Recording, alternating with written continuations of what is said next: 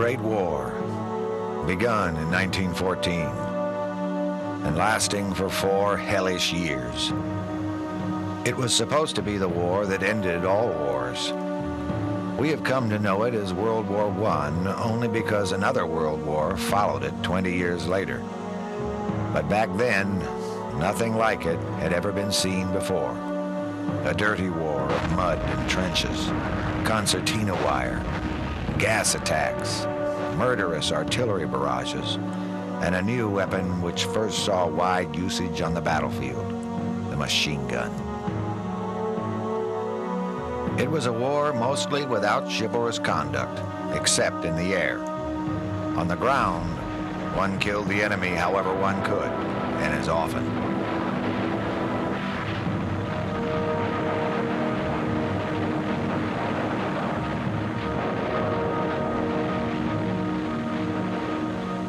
The big guns never seemed to cease their incessant pounding, and the dead piled up by the hundreds of thousands, and then the millions.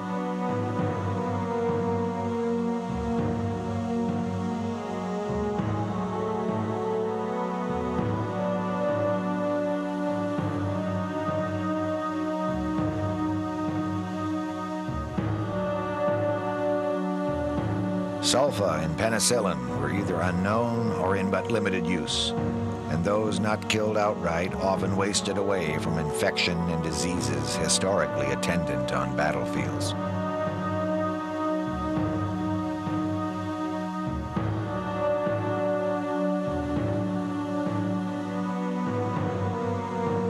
There was boredom as well, except when the guns were firing, and long periods of inaction where inept generals tried to figure out new ways of fighting for which they were totally unprepared.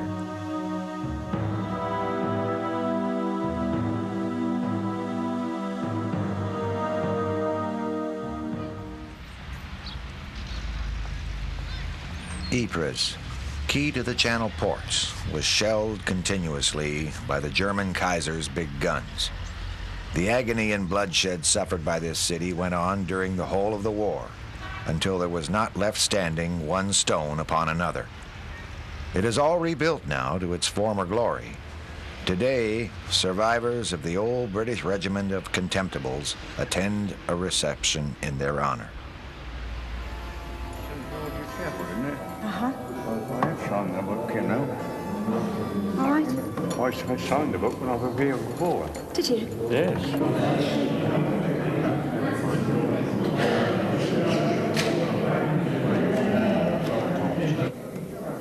As soon as you said it. I was a child. My home was on the other side of the hospital military cemetery in Vlamertinge, 4 kilometers from the center. I was very often on that cemetery without understanding what in the middle of the nature. In peaceful Flanders fields of 4 days, such a cruel war destroyed so many lives and families. I imagined a young boy of 18 years arriving in Ypres to fight for the freedom or dear soil of Flandrian fields. I hear the song of the blackbird, and there was sorrow in my heart. I felt very near a soldier of the Great War, always to their problems. The Pope, Mother Teresa, and Don Helder Camara were here, and each of them was crying when they were listening to the last post under the Menin Gate Memorial. May I invite you to have a drink on the past and on the future. On the past, to remember all your comrades buried here in the Flandern fields. Oh no, they are no longer strangers. Just as we pray on the tombs of our parents, we pray and dream of a better world on the tombs of the British soldiers. In all these years, they became also our dead. And let us drink on the future, into hope our children will live in a world of peace. May I also propose a drink on the friendship between the British and the Flemish people. Thank you.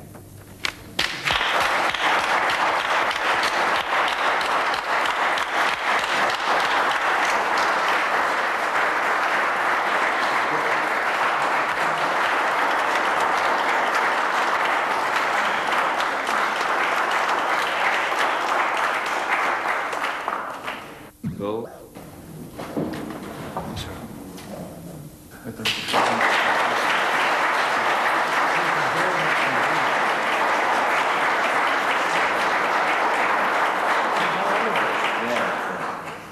Ladies and gentlemen, chums, we've been given this really elegant plaque.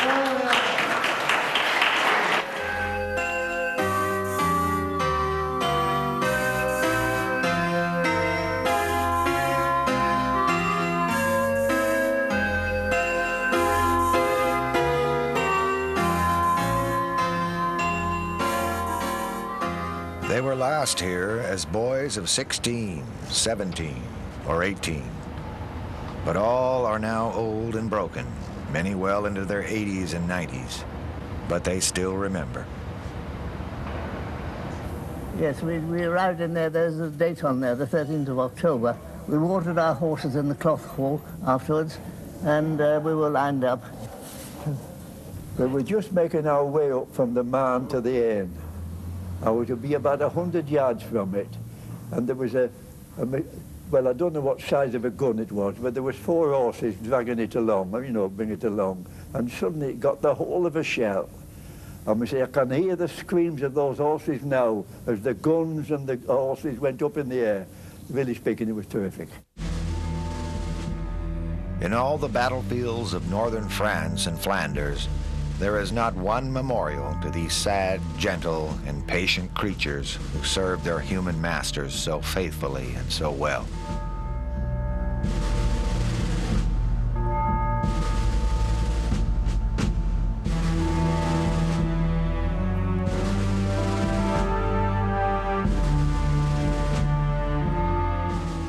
In 1914, an attempt to cross the Menin Road here at Hellfire Corner was to invite certain death. Tom Sharp remembers crossing here with companions on a night exercise. One night we were going to do a job of wiring and building the reinforcements in no man's land on Passchendaele Bridge. But as we came through Sanctuary Wood, all hell went loose because the artillery opened up and we saw in front of us red lights sent up by the British forces that the Germans were attacking them. When you got across the Melly Road, there was nothing but a dirt duckboard track, which was only about 18 inches wide. And this duckboard track winded its way because the place had been so heavily shelled, there was no flat piece of ground anywhere. And you walked along this track and you had to follow on along. And if you fell off that track, you went in a shell hole, either 8 to 10 feet or 15 foot wide. And that was hopeless then. To get you out of there with a pair of heavy boots on you, the suction, well, it was a task that we couldn't deal with properly, so often than not we had to leave the men there. At Nona Boschen, on the 11th of November, continuous and desperate attacks by the elite Prussian Guard were broken up with rifle fire, butts and bayonets of British troops. This was the last great battle of First Ypres.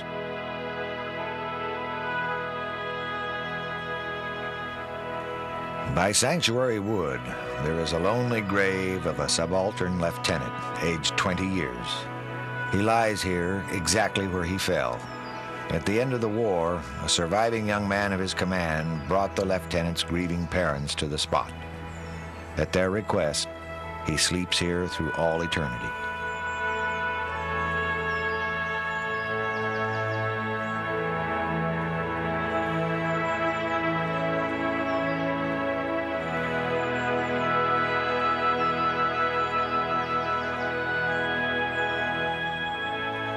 In the Sanctuary Wood Cemetery lie many of his companions, barely out of adolescence when they died.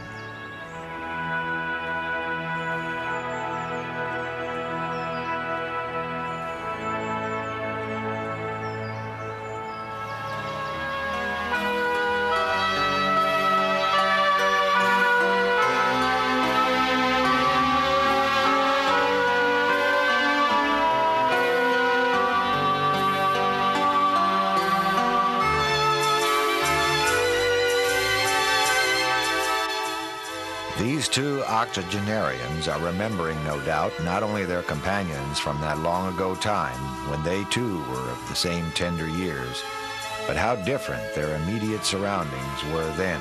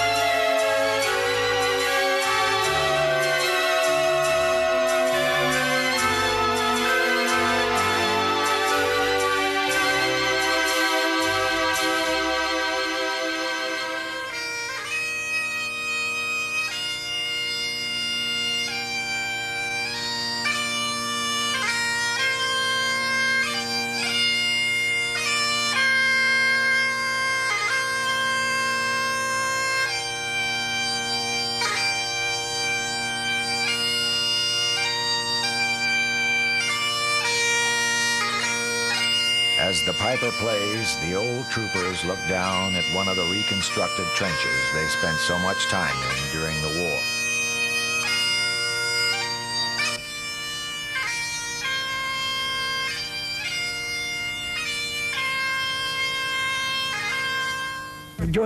When the Gordon Highlanders was attacked there, not far from Huge Wood, they asked for reinforcements, and we went there to reinforcement. And then they done what they wanted to do, and we helped them the best we could. And then after that was on what they call Mobile Reserve. We had to go somewhere else and help the boys there in case the Germans were to counterattack.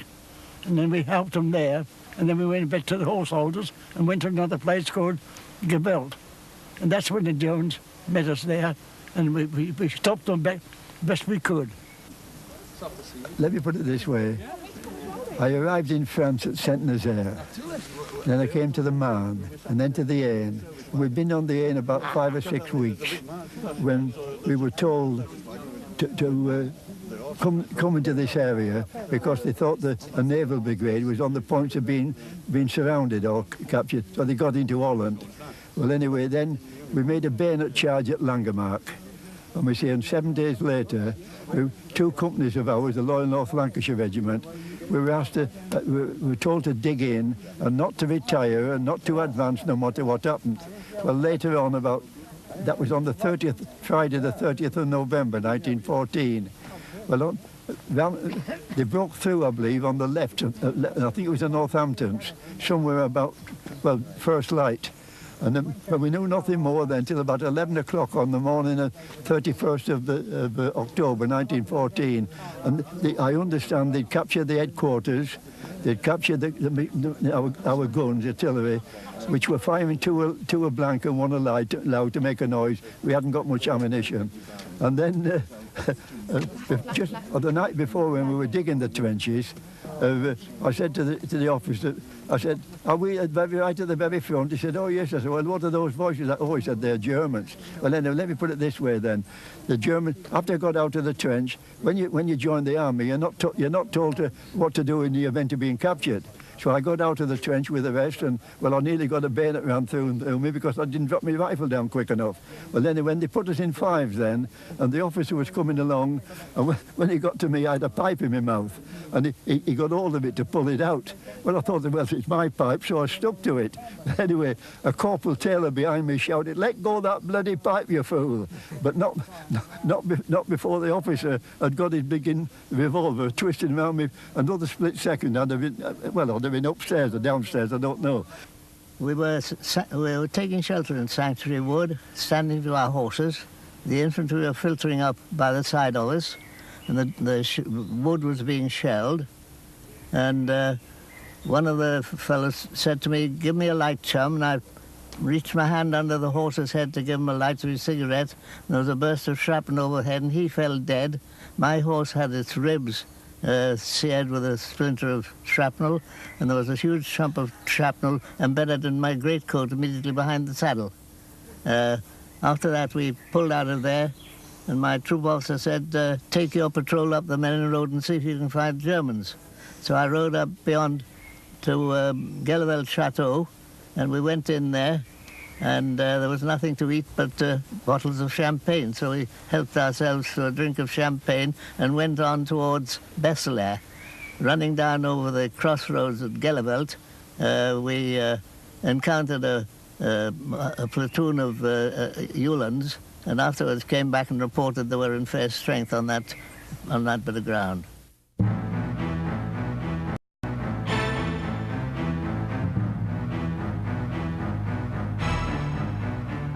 Jalouvel, also astride the Menin Road, where British troops and the Germans fought for control of the roads leading to the Channel ports.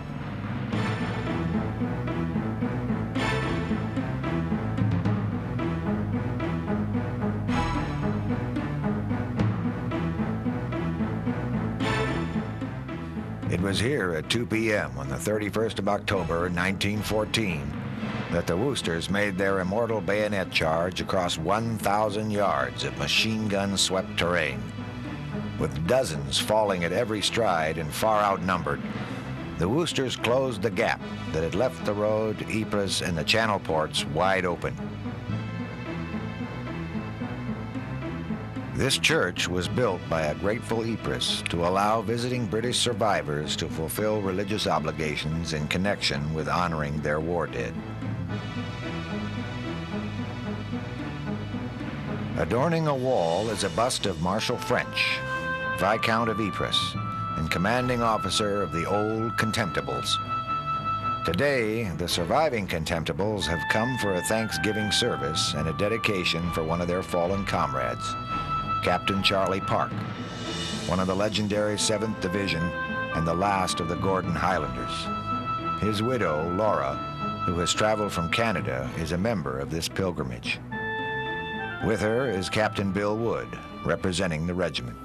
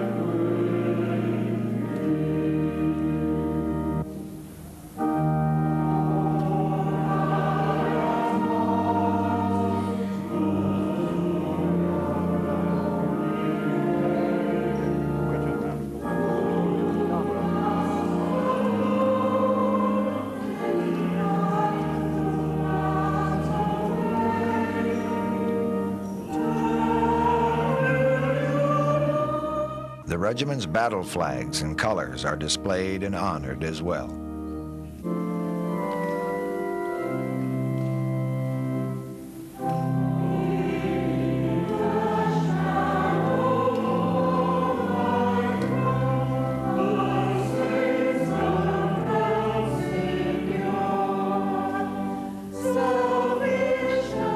Centuries-old Christian hymns are the order of the day.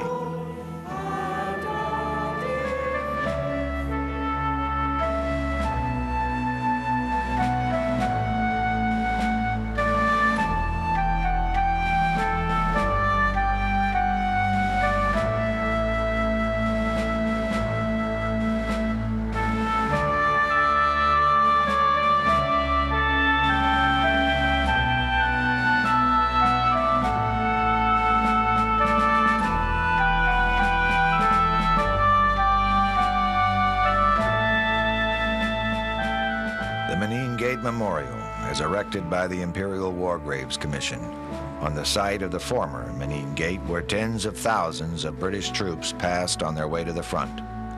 A simple inscription over the chargeway reads, "To the armies of the British Empire who stood here from 1914 to 1918. Also on the memorial plaque, carved in stone, are the names of the officers and men of the 8th Salient who fell in combat. There are over 54,000 names.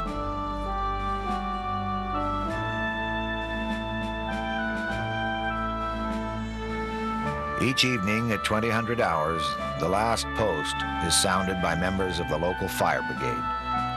By this daily ceremony, the people of Ypres pay homage to the dead of World War I. Before the ceremony takes place, all traffic passing through what has been described as the most sacred British monument on foreign soil is halted. During World War II, the Germans stopped the ceremony, but even as they were retreating and while shots were still being fired, 3 firemen appeared and sounded the last post. The time was 8 p.m. Normally, only 2 or 3 firemen attend, but tonight they are out in force.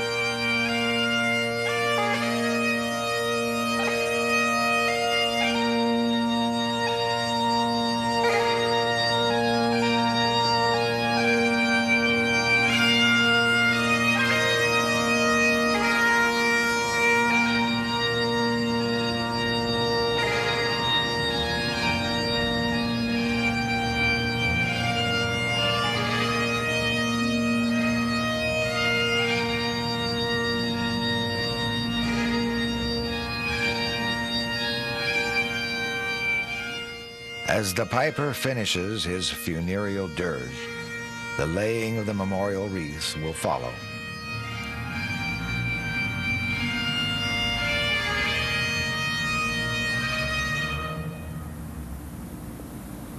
another reason.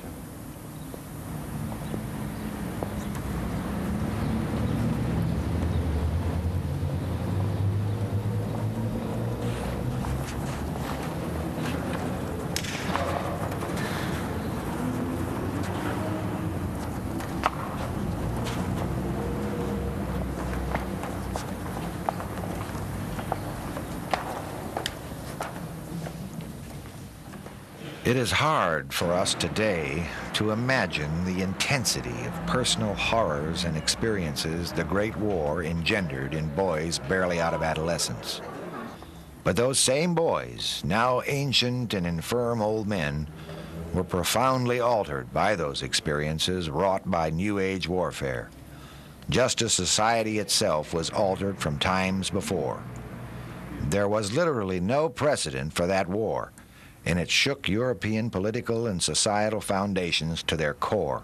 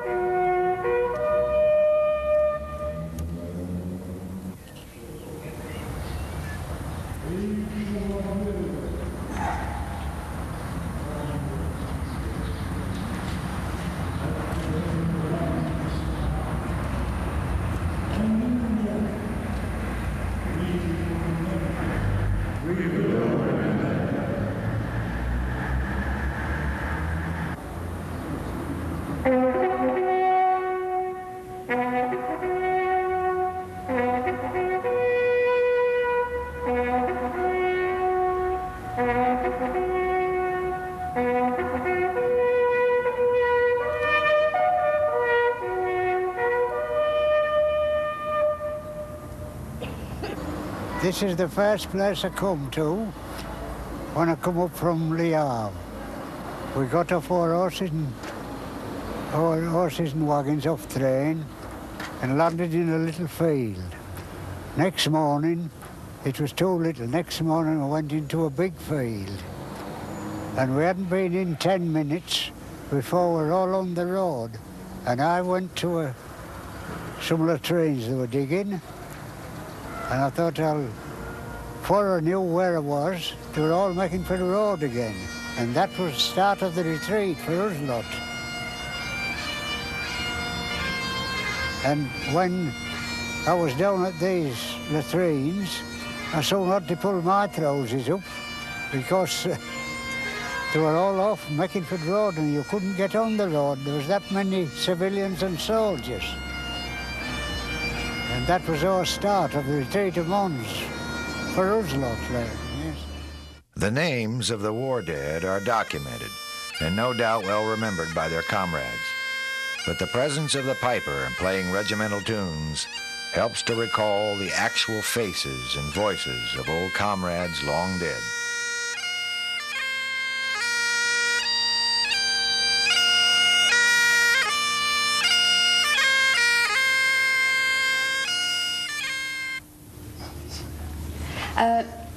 Ladies and gentlemen, we are happy to receive you in our town.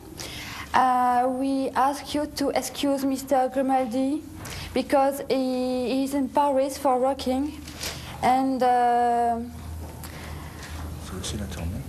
he is the senator mayor of the town, and he works in Paris.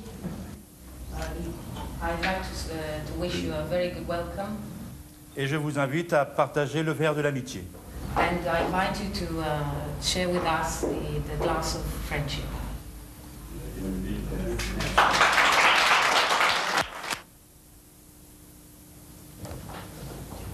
Messieurs, Mesdames, chums, ladies and gentlemen. Monsieur, Madame, vieux vétéran. We are here today at Le Cateau because it was one of the most significant battles Nous sommes ici à Cateau aujourd'hui parce que c'était une des luttes les plus significantes de la Première Guerre mondiale. Of the 1418 war. Go ahead. So far as the old contemptibles are concerned, En ce qui concerne les vieux contemptibles, it was the battle that saved the British Army. c'était la lutte qui a sauvé l'armée britannique, l'ennemi. Sir Horace Smith Doraine, or General Doraine as he was then, Général Doraine made the decision a fait la décision on his own responsibility sur sa seule responsabilité. to stand and fight. The most significant spot La part la plus significante will be the crossroads that we are going to this afternoon.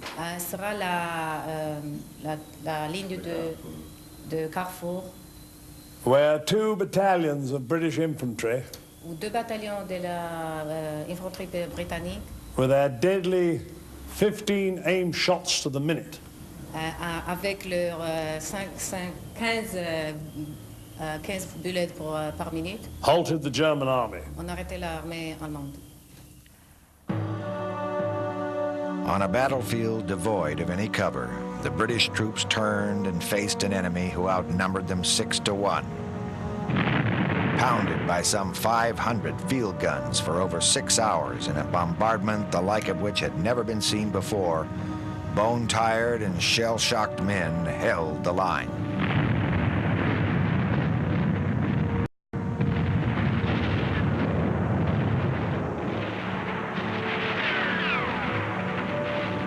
With their line of communications destroyed, amidst scenes of incredible carnage, it was inevitable that when the order came to retire, it did not reach some of the units. These fought on until overwhelmed.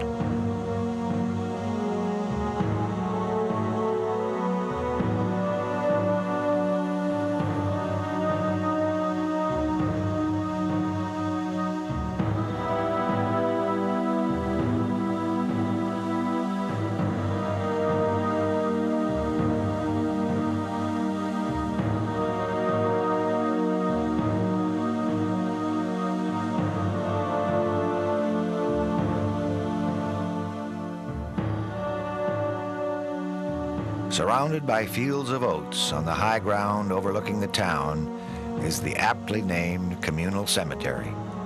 Buried here are some of the 7,812 casualties of the Crossroads battle that saved the British Army from disaster. Nestling amidst a sea of green foliage, the communal cemetery is shared by the townspeople, British and Empire troops, and by German soldiers.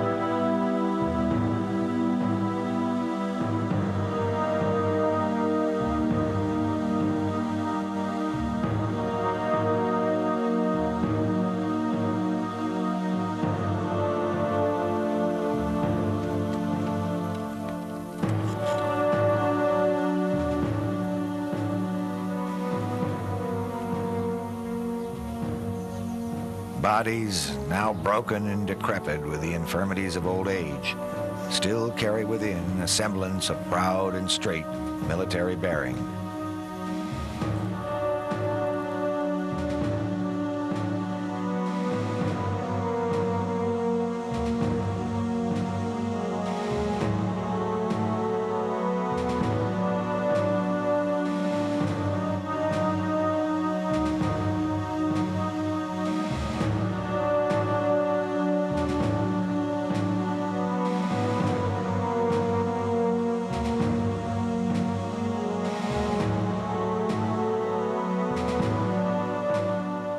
The old contemptibles search for chiseled names and remembered faces amidst the stark white headstones, paying personal homage to fallen comrades.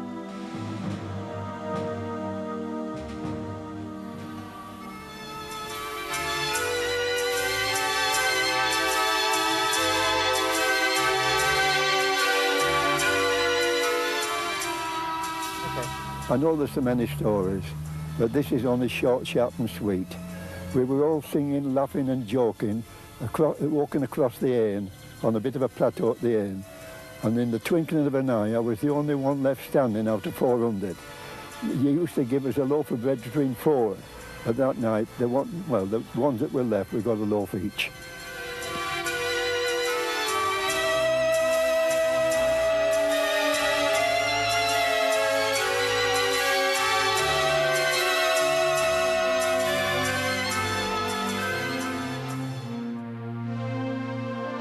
In years to come, future generations will gaze upon the pages of this visitor's book and say, "Who was Frank Sumter?"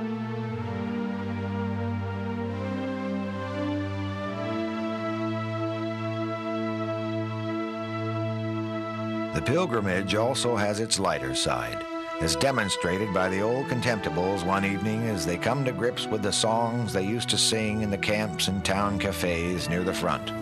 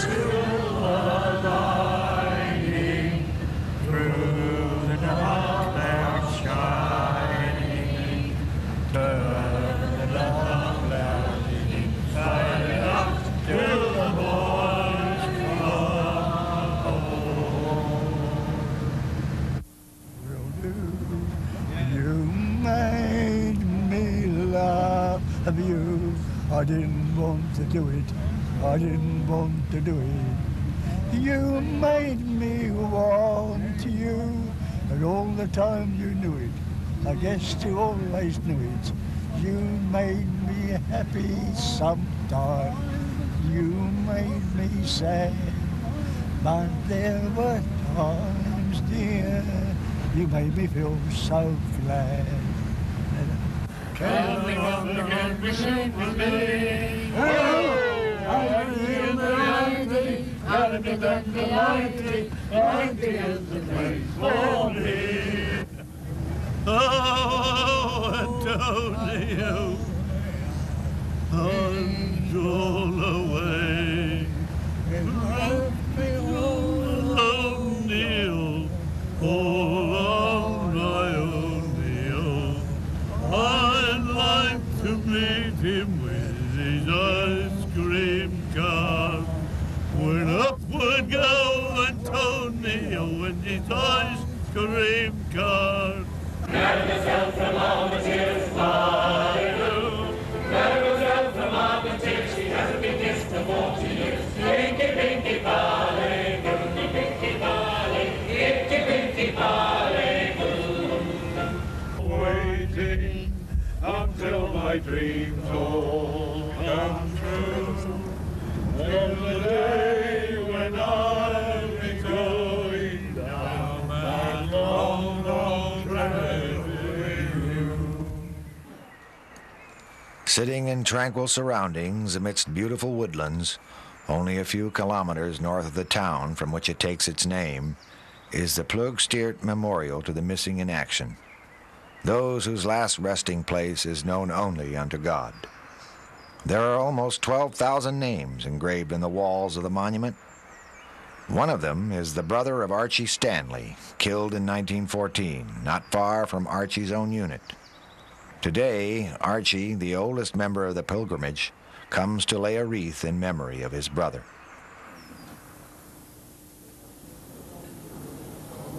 Lay it here, yeah, and then you can have your own thoughts. Yeah.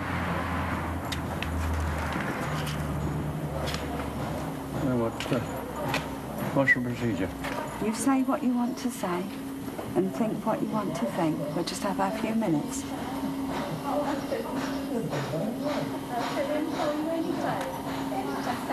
Thank you. The last post has sounded yet again.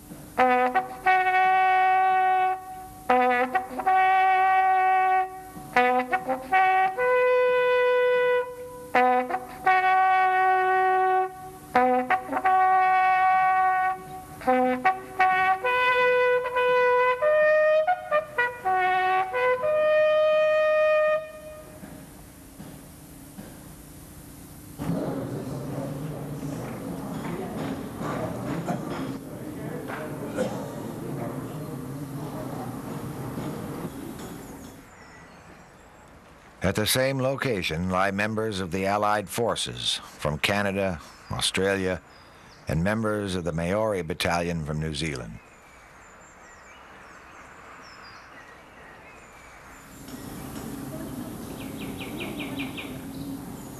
So